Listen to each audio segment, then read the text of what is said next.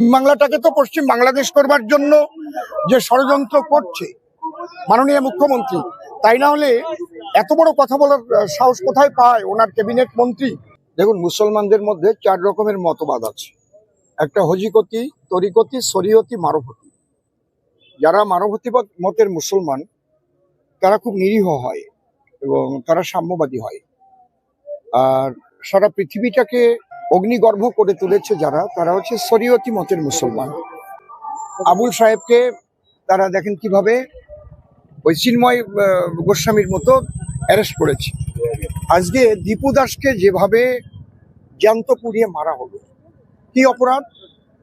সে নাকি আল্লাহ তাল্লার বিরুদ্ধে কি বলেছে, শ্রীকৃষ্ণের বিরুদ্ধে কেউ একটা কথা বললো তাকে খুন করে দিতে হবে। আবার ওরা বলছে এটা নাকি ওদের কোরআনের সংবিধান, আল্লাহ তাল্লার এটা বিধান। কিভাবে বলছে মানুষের সামনে, মানে মিডিয়াতে এসে সারা পৃথিবীর মানুষ এটা দেখছে। এর বিরুদ্ধে যদি পৃথিবীর অমুসলিম যারা এই জেহাদিদের বিরুদ্ধে এক্ষুনি সোচ্চার না হয়, তাহলে আগামী দিন শুধু বাংলাদেশ নয়, এটা পৃথিবীর পক্ষে খুব ভয়ঙ্কর।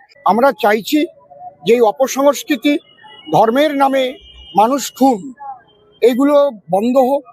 আগুন দিয়ে পোড়ানো মানুষকে, কার নামে কে একটা কথা বলেছে, কটু কথা বলেছে, বলতেই পারে সে, তার জন্য তার বিচার ব্যবস্থা আছে, ধারা আছে, এক একটা দেশের আইন আছে, সেই আইন অনুপাতে তার বিচার হবে। মানুষকে মেরে ফেলতে হবে। এবং আমি যে খবর পেলাম আজকে সকালে, এটা আপনারা পেয়েছেন কিনা জানি না, দীপু দাসের মা এবং তার বোনকে গণধর্ষণ করা হয়েছে। গণধর্ষণ করা হয়েছে আজকে সকালে আমি খবর পেলাম।